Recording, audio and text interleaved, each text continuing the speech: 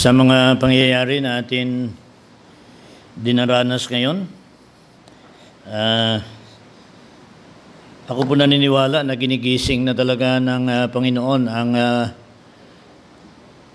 tao sa buong mundo. Na sana huwag magiging katulad ng Israel na pagkatapos na inalagaan sila, 2,000 years ang pag-alaga sa kanila ng Panginoon. Pagkatapos, 2,000 years na rin sila ngayon na isinantabi. Kahit na ang Panginoon ay nagpangako na sila po ay alagaan, ang pag-alaga ng Panginoon sa ngayon sa kanila ay pag-alaga sa disiplina. Mabuti na lang dahil ang disiplina ng Diyos ay isang ebidensya na atin si Ama. Kaya sabi sa Hebrews 12, "What son is he whom the Father does not chastise?" Kaya lahat ng mga anak ng Diyos ay kanyang pinapadanas ng trials, discipline, at kung minsan ay set aside for a while. At kung talagang nasakupan na ng programa ng Diyos, kung minsan ay may sinasabi tayo na sa Biblia, may tinuturo, yung tinatawag na sin unto death. Yung tawagin ka na lang ng Panginoon. Hindi niya ka nagagamitin. Pagkatapos, para hindi ka magamit ng kalaban, ay kanya ka na lang dalhin sa kanyang piling. Yun ang eternal security ng mga mananampalataya. Kasi hindi naman tayo naligtas dahil sa ating kabutihan. Naligtas tayo dahil sa ginawa ni Jesus sa atin. So, hanggang sa wakas, ang nagawa ni Jesus ay atin na yun. Hindi niya na yan kukunin kung tayo ay nanampalataya sa Kanya. Kaya ako po naniniwala na sa mga huling araw na ito, especially mga susunod na 2 or 3 months, atin alamin ang programa ng Diyos. Ang programa niya para sa Israel at ang programa niya rin para sa kay Ismael, sa mga Arabo. At habang pinag-aralan natin ito, ay huwag natin nakalimutan, may programa din siya para sa church. So, tatlo. What is God's program for the church? From Pentecost to the rapture. What is God's program for Israel? From Jacob, from Egypt, up to Calvary. Yun lang ang programa ng Diyos sa kanila. Up to Calvary lang, up to Pentecost. Tapos ngayon, ang nasyon ng Israel ay wala na. Hindi na sila ginagamit ng Panginoon. Nalagaan na lang. Ang parte ng Israel na sa ngayon ay ginagamit pa ng Panginoon, yung Hudyo na nagiging parte ng church. At yan, klaro yan sa banal na kasulatan. Pag ang Hudyo ay tumanggap sa Ebanghelyo ni Kristo, then bahagi siya ng church. Kasama siya na natin sa paalam ng redemption program ng Panginoon by the gospel of Christ. Kasama natin sila sa pagturo ng Ebanghelyo ni Kristo. So hindi natin sinasabi na ang Diyos ay wala na programa para sa Israel. Para lang sa church at ang Israel na nagiging bahagi ng church, siyempre, pasalamat sila dahil bahagi sila. At kung mag-rapture, dala din sila. Ngunit ang parte ng Israel na hindi mananampalataya ay maiwan yan sila dito para sa tribulation period. At ang iba sa kanila maliligtas doon sa tribulation period. But karamihan ay sasama sa Antikristo. So majority of Israel is still going to believe and follow the Antichrist. Sa ating na pag-aralan dito, ang Antikristo ay Arabo yun. It's an Islamic empire. At yan ngayon ay klaro na at puno nga ngayon ng internet. Buong lahat ng mga grupo sa internet ay nagtuturo na itong Antikristo ay Arabo. Kailan natin yan inumpisahan dito? 30 years ago, tinuro na yan natin dito, tinatawanan tayo dahil anong klaseng turo yun? Dapat ang Papa sa Roma, yung Antikristo. No, it's in the Bible, it's not the Pope. It's going to be Ismael. Yun ang katapusan. So Armageddon is going to be Ismael versus Jesus Christ. Because ang kalaban nila ay Israel. So, itong mga, palagay ko, itong halos lahat na services sa buwan na ito, except simula sa Sunday, ay tatalakayin ko ito para mabigyan natin ng buwelo muna ang ating pag-aral sa Hebrew history. Ako po ay kinakabahan ngayong araw dahil lahat na services ako ang magsalita. Ang Dorcas at ang Gayos ako rin, Tapos ako rin sa Sunday School ngayon. Kaya, huwag niyo na ako isturbuhin buong araw. Ngayon lang nangyari ito kung kailan tayo nagtanda. Ganito pa. Pero kaninang umaga, pagising ko, sabi ko, Panginoon, siguro ito na nga ang katapusan ko na taon sa mundo. Bakit kinakargahan mo na ako ng redeeming the time? Siguro baka kinakargahan na tayo tudo dahil either dalawa yan, either ma-rapture na, or ako yung ako yung una alis. And therefore, redeeming the time na rin yun. So sa ating pag-aral, may ginagawa tayo dito na materials para dito. And I know it's going to be another challenge para sa atin.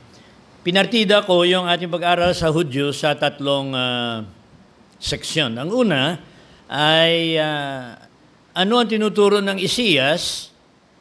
66 chapters yun, ngunit atin lang hanapin yung kailangan natin pansamantala sa ngayon. Ano ang tinuturo ni Isaias tungkol sa Hudyo, simula nang siya ay lumitaw sa programa ng prophecy. Pagkatapos sa gabi, atin tingnan ano ang tinuturo ni San Pablo tungkol sa Israel simula ng Pentecost. Ano ba ang programa ng Panginoon sa Israel? Pagkatapos, ang sa atin mid-morning worship service is a general history of Israel. Kaya ang mabanggit natin sa Isaiah at ang pag-aralan natin sa Romans ay ano lang yan, i-summarize na lang sa mid-morning worship service. At ang mga detalye ng paggamit ng Panginoon sa kanila sa buong Old Testament ay tatalakayin natin sa tulong ng Panginoon at banal na Espiritu sa mid-morning worship service.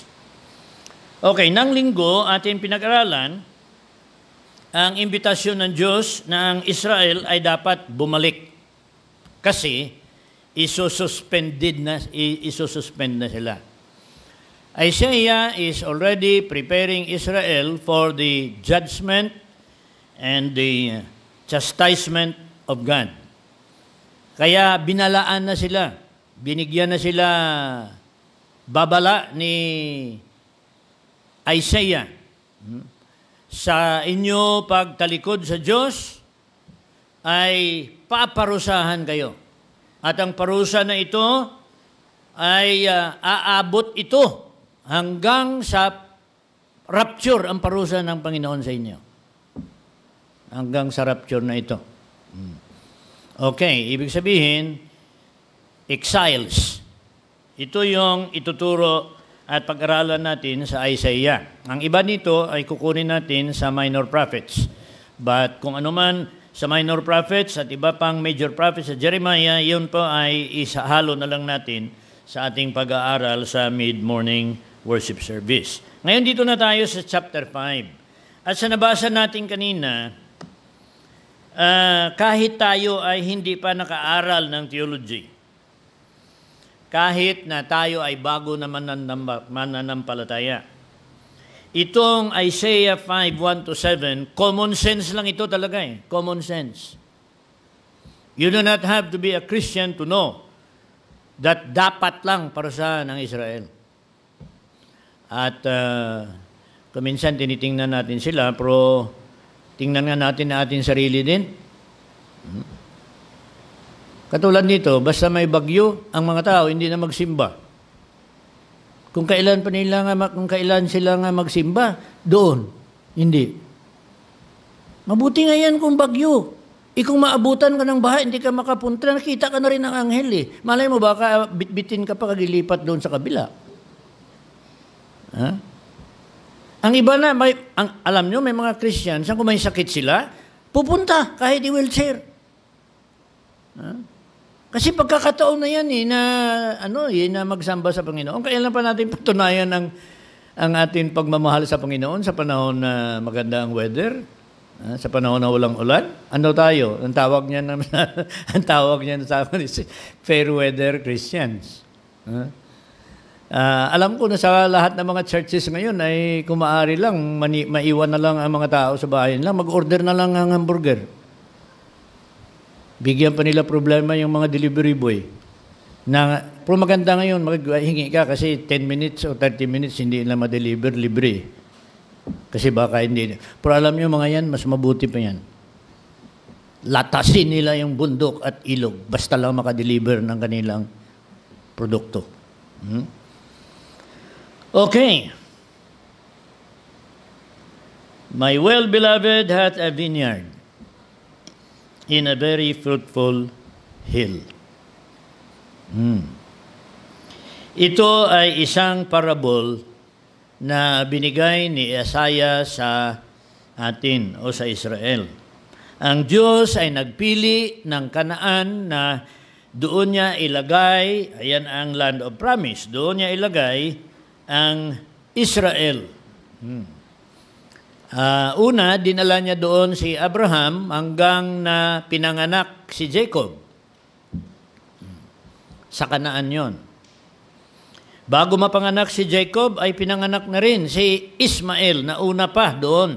At doon na panganak yung buong tribo ni Jacob. At nalaman natin na sa Exodus 1, nalaman natin na after more than, wala pa nga mga 13 years lang. 13 years lang ay dinala sila ni Joseph doon sa Egypt at nag-migrate sila sa Egypt, 70 na sila. Kaya ang Israel became 70 souls in the land of Canaan at wala na si Ismail doon kasi pinaalis na siya. So, natupad na ng Diyos. Nilagay ko kayo sa Kanaan para alagaan doon. Ang Kanaan ay pinili ko. Yan po ay isang malago na lugar noon. Nagiging disyerto na lang yan sa parusa ng Diyos din sa Israel. Kasi ang Kanaan, alaala ninyo noon, nang pumasok sila ni Moses doon, at saka yung 12 spies pinadala, pumasok sa Kanaan yun eh. Saan kayo nakakita ng grapes na 2 tao ang gabit-bit ng isang bunch? Dito, isang bata, isang bunch. Yung grapes ko, namunga ang grapes ko dyan sa harap. Ganito lang. Maasim pa. So ang sabi dito, ilagay ko ang aking my beloved ay naglagay sarili niya ang nilalagay dito. Now kung may beloved tayo dito, ilagay natin dito is the incarnate, pre-incarnate Son of Jesus Christ. Kaya si Jesucristo, bago pa siya mag-incarnate, ay nagpili siya ng lugar na lalagyan sa kanyang mga tauhan. Si Kristo mismo nagpili na sila ay lalago sa Israel. At ang Israel na yan, hindi man yan Israel ang pangalan niya noon eh. Kanaan yun eh. Canaan. Nagiging Israel na lang yan sa panahon ni Joshua. Northern Israel at Southern Israel. Hanggang nawala yung Israel for a long time. 1948 lang na-revive muli yung bansa na yan. Kaya nagiging Israel na yan ngayon mula dito sa ilalim ng Lebanon. Hindi nga nila naubos lahat yun eh. Kasi parte ng Israel sa ngayon ay hinawakan ng Lebanon. At saka yung sa southern tip nila ay sinuli naman yun sa Egypt. Ang eastern part ng Jordan River ay ngayon bahagi na ng Jordan. Nga dati buong Jordan yan, kasama pa yan sa Israel. So, ang sabi dito, binakuran ko yan. Nagpili ako ng isang lugar, a very fruitful hill. And binakuran niya. Inalis yung mga bato. Because stones are symbol of hindrance to full productivity. Although na may mga tanim siguro na mas gusto nilang maraming bato. Pero generally speaking, when you want grain to be planted, lalo na ang wheat or rice, hindi pwede na maraming bato. Kailangan alisin yon. That's why if you remember the song, Planting Rice is Never Fun. Why? Bent from morn till the set of sun. Cannot stand, cannot sit, cannot rest for a little bit. Bakit? Lahat na bato, alisin mo na. Pagkatapos, araruin mo yun. Pagkatapos, alisan damo. Pagkatapos, papasukan mo ng tubig. At daanan mo pa yan ulit. Ilutek mo pa yan, tawag sa amin doon. Daanan ng kalabaw. At araro at saka halo yun. Pagkatapos alisin ng lahat. And then you begin planting the rice. Kaya ang sabi dito, binakuran ko ito, kinuha ko mga stones, anything that will hinder its growth. Kasi ang plano ko dito ay tatanim ako ng vineyard. It's going to be grapes. Israel has always been a symbol and representation. Ang vine or the grapes has always been a representative of Israel, even though in John 15, it is a representation of the Lord Jesus Christ himself. But the fig tree is also another representation of Israel, but the vine is also another, the grape is also another representation of Israel. And in this case, it's going to be the grapes. And he planted it with choice vine. Ang varieties, there are so many varieties of grapes. May Concord. Nakita ko yung Concord dahil sa California, yung simbahan na nag-ordain sa akin ay katabi ng Concord. Brentwood is next to Concord. Ang Concord is a wide plantation of grapes na puro lang Concord variety. And that variety is for producing wine. Hindi yan masarap kainin. Maasim yun.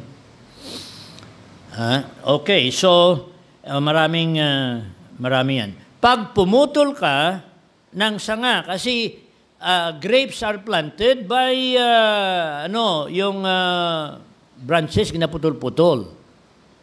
You do not plant grapes with seeds. Although ang seeds mabunga din yan. Kaya ang tagal. Kailangan putulin mo na lang. Mga taga isang dangkal lang. Kung ano ang naputol mo at itanim mo yon, ganyan talaga ang kanyang variety. It will not change. Pag yan ay yung seedless Thompson. Yellowish yan. Greenish at yellowish na maliliit. Seedless. Matamis yun. Maubos mo 1 kilo dyan. Kaya lang pagka ubos mo 1 kilo, nag-aasim na rin siya. Pag maubos mo 1 kilo, matamis. Pag kalahating kilo na, umaasim na yun dahil naalis na yung lahat na glands mo, ang imo salivary glands na napundi na sa kadami na nakain. Okay. So, choice vine. Pagkatapos, gumawa na siya ng tower in the midst of it. Meaning, this is my property, don't mess with me. Huwag kayo nasa labas. Respetahin nyo itong aking teritoryo dahil pag pakialaman nyo ito, lagot kayo sa akin. Yan ang tower doon, my watch tower. Sa lugar, kita mo kahit nga sa Muntinlupa, yung mga penal colony, mayroon yan tower talaga dahil gusto ma-proteksyonan. Yung mga gusto pumasok, huwag kayo pumasok dito, teritoryo namin ito dito.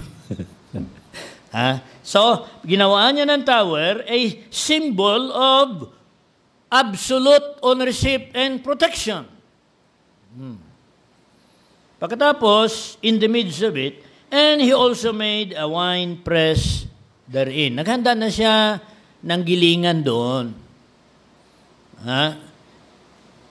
It used to be na ang gilingan na ito ay isang malakihan na gilingan nga katulad ng gilingan ng bigas at saka ng mais. Nakita niyo yung gilingan niya, 2, pagkatapos may mga ipin-ipin. Pagkatapos may butas dito, tapos ginaganon, lumalabas yung mais na nalabas sa tagiliran. Naabutan ko pa yan panahon ng gira eh. Kasi dalawa kami ng kapatid ko yung kaikot niyan eh. Para kainin. Lakihan mo lang yan na parang ganito kalaki. Pagkatapos dahil malaki yon, kalabaw na o kaya baka na ang umiikot. Or donkey ang umiikot. Ang nilalagay dyan ay grapes at pinipiga yon at lumalabas doon sa tagiliran, tapos may kanal, papunta doon sa kanyang reservoir. At kinukuha nila yan dyan at yon ang kanilang pinapaferment para na magiging San Miguel beer o kaya Tanduay o kaya White Castle whiskey, yung 4 na horses. Okay. So, ganon ang ginanda ng Panginoon. And considering that God was the one who did this. At ang nagsasalita dito ay si Jesucristo. We want to give honor and glory to God because the Father at this time cannot anymore talk directly to Israel. Sila nakasala na eh. It's the Holy Spirit and Jesus Christ through the prophets. Okay. Then He looked that it should bring forth grapes. Yun naman talaga eh. Ano pang gawin? Nagawa na ng Panginoon ang lahat na preparasyon para magiging maganda ang buhay ng Israel. At masama ba sa Diyos na mag-expect na after inalagaan niya tayo, ilang beses na tayo kamuntik na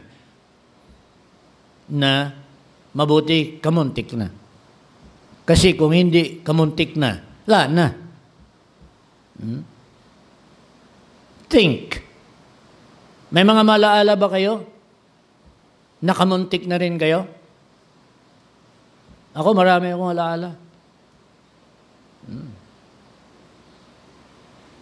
Okay. Siyempre, God expects us also to return. Kaya, mabuti na rin. Ewan ko kung paano ni Kenneth napili yung choir na yan. Sakto yun eh. I cannot do him justice. Anuman bilangan mo ang Diyos na may utang sa iyo. Ikilala ko na marami nilang utang ng Diyos sa Kanya. Hindi totoo yun. Tayo ang may utang sa Diyos. Kita mo, though He slay me, sabi ng Panginoon, I still will trust Him kasi kahit if I live 1,000 lives, may kanta naman na, if I have 1,000 lives to live, I will live it all for Jesus. Aba, isa lang nga eh. Hindi mo pa mabigay. Tapos mangako ka na if you have 1,000 lives, you will do that.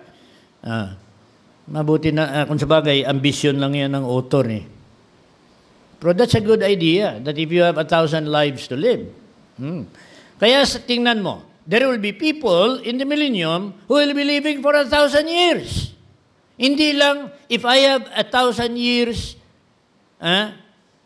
live, born, die, tapos die, then born again and die. Kung may reincarnation, 1,000 times,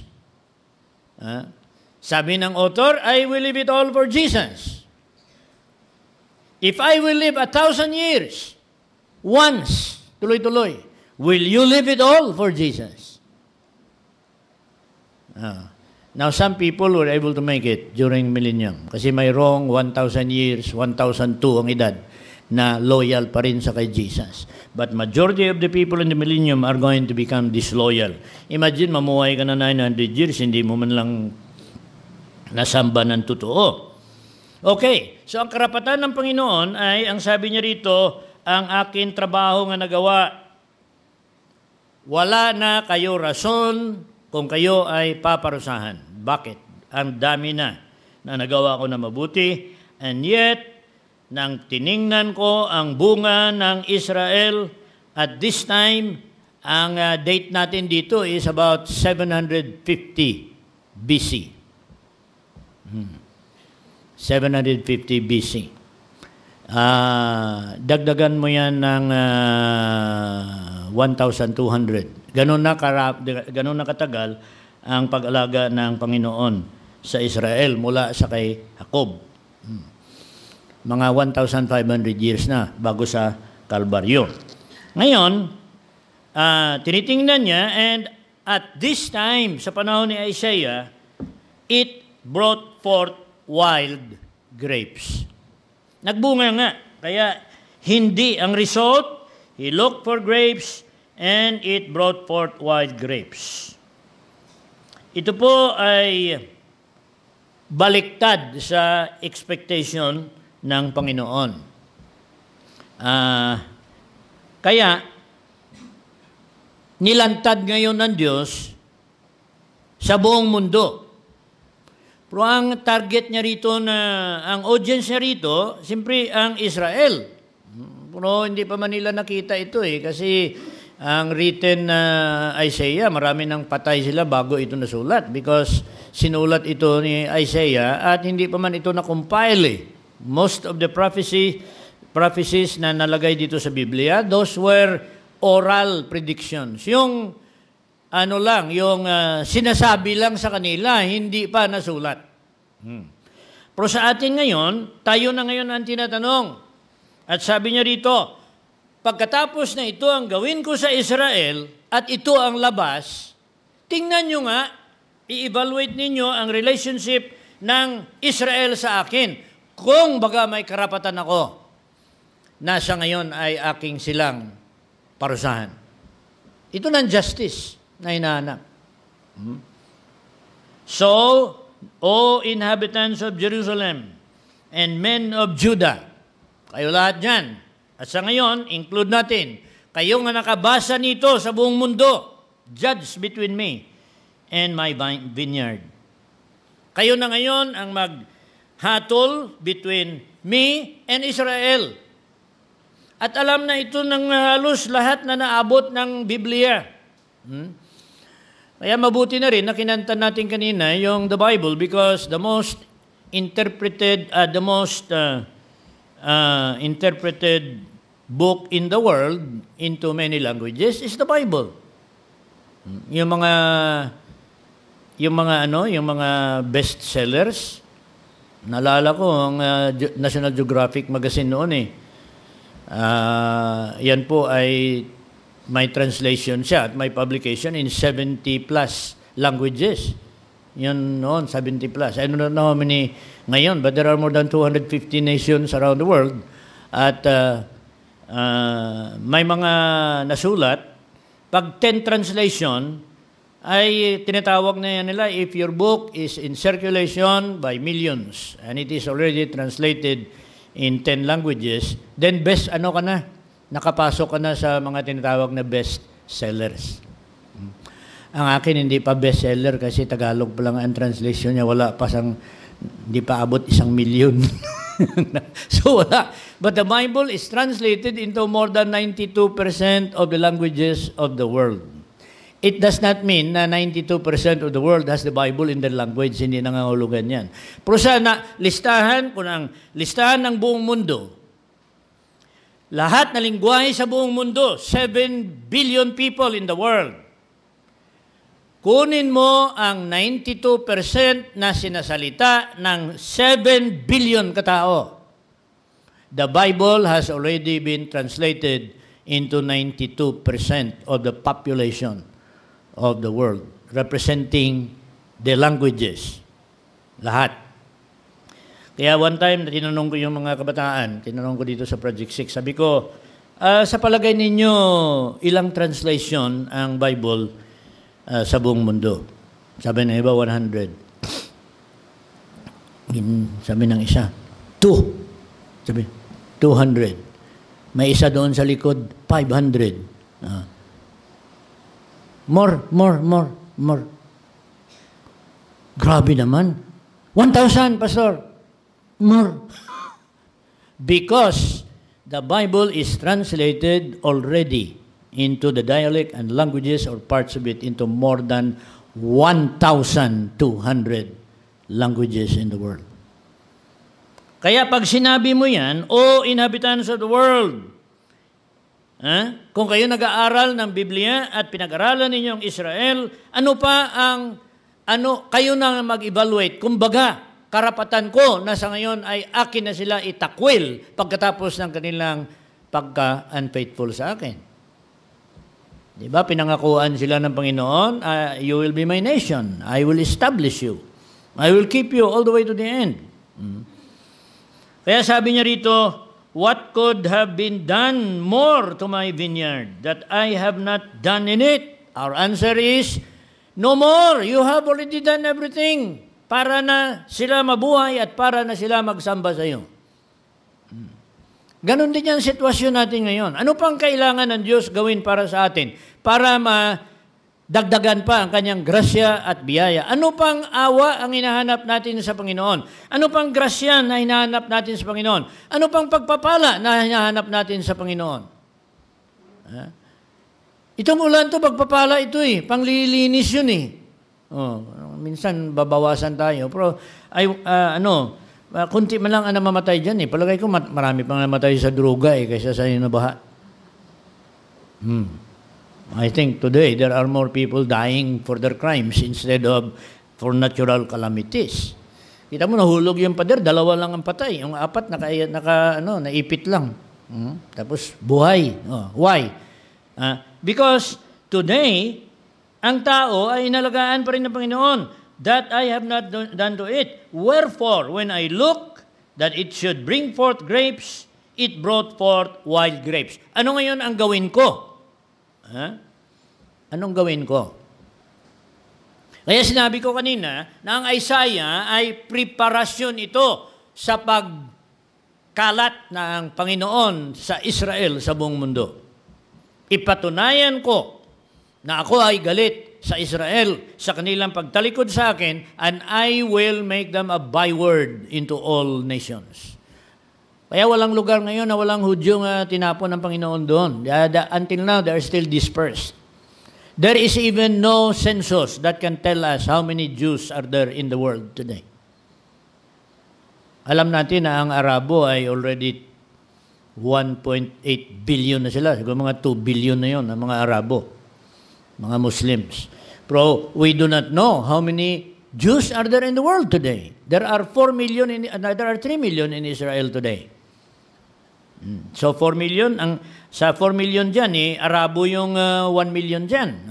Palestinians yung 1 million. The other are only 3. So how many Jews are there in the world today? Kaya sa Isaiah, malaman natin na dahil sa kanilang pagtalikod sa Panginoon, sa kanila na last week, pinag-aralan natin sa Romans, sa kanila na binigay ang prophets.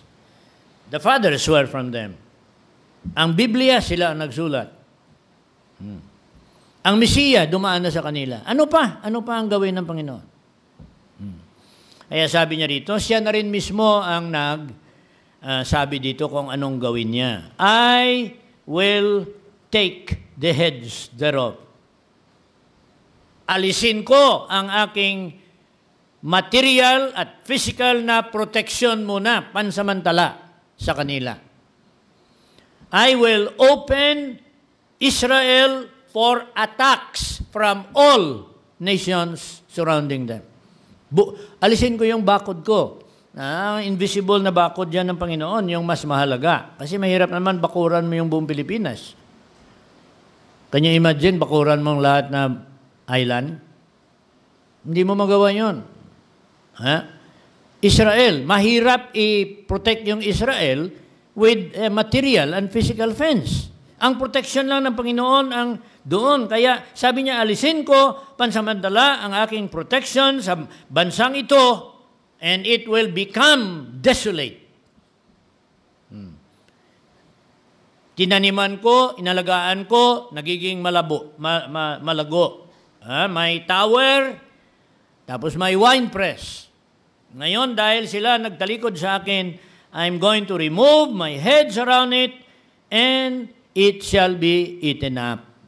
Foreigners, ang ibang bansa ang makikinabang dyan. And break down the wall thereof. and it shall be trodden down. Okay, yun ang nangyari. Dumating ang Assyria. We are going to be studying that later on. But ito ay prophetic pa lang ito dito sa umpisa. I will lay it waste. Hayaan ko na magiging disyerto yan. Hayaan ko na yan ay magiging unproductive. Wala nang mag-prune sa kanilang vine. Wala nang magdig para lagyan ng fertilizer. Lahat na yan. Kung ano ang nagawa ko dyan, tigilan ko na ang nagawa ko para sa kanila at ngayon ang lupain ay iwanan ko na magiging wasteland. Kaya lang, isa pa, instead of good vine, ang sabi ng Panginoon, when I leave, take my protection and my providence, pansamantala, and it has been 2,000 years na. Sabi dito, briars and thorns shall come up. I will also command the clouds that they rain no rain upon it. Yun ang yan ang Lord's Supper. Maganda. Thank you. Sino nagpasiga niyan? Kasi ito makalimutan ko na naman yan mamaya eh. So thank you. At sabagay dito na lang tapusin ito. Sabi niya rito, hindi ko na pabahain. Aba siguro matuwa tayo nito, no? Kung ito para sa atin, I will not send rain over Metro Manila. Yeah! Kaya lang itong pagsabi nito na hindi ulanin, ay hindi na kayo makaproduce. There will be drought. El Nino ang ngayon ito papasok na tayo, sabi nga ng wala pa nga ang La Nina. Ito ay parte lang ito ng El Nino. Ang La Nina daw ay next month. Can you imagine that? But Israel, yun ang ginawa ng Panginoon. For the vineyard of the Lord, the vineyard of the Lord, identified na dito, of the Lord of hosts is the house of Israel, north, and the men of Judah, his pleasant plant. And he looked for judgment, but behold, oppression. Hindi sila namumuhay in justice. I cannot give God justice for righteousness, but behold, a cry. Instead of righteousness, ang criminality at ang unrighteousness ang nakita ng Panginoon sa kanila. So ito na yung dahilan kung bakit ang Israel in Isaiah is being prepared to be scattered around the world. At tingnan natin ang sunod-sunod na pag-scatter sa kanila sa Isaiah. Manalangin po tayo. Panginoon, salamat na sa araw na ito ay nadagdagan mo at napaalala mo sa amin ang kasalanan ng Israel sa iyo na dahilan ng kanilang pagkadisiplina as a nation today.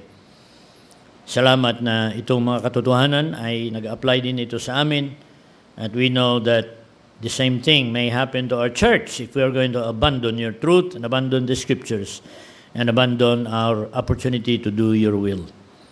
So, dito kami ngayong araw upang amin naman muli ipagkatiwala at ipagkaloob sa iyo ang amin complete na trust and confidence and therefore our commitment to give you our life, our resources, our talents, and our all for the glory of Jesus Christ. In whose name we pray. Amen. May I request our men to please come and prepare for the Lord's Supper.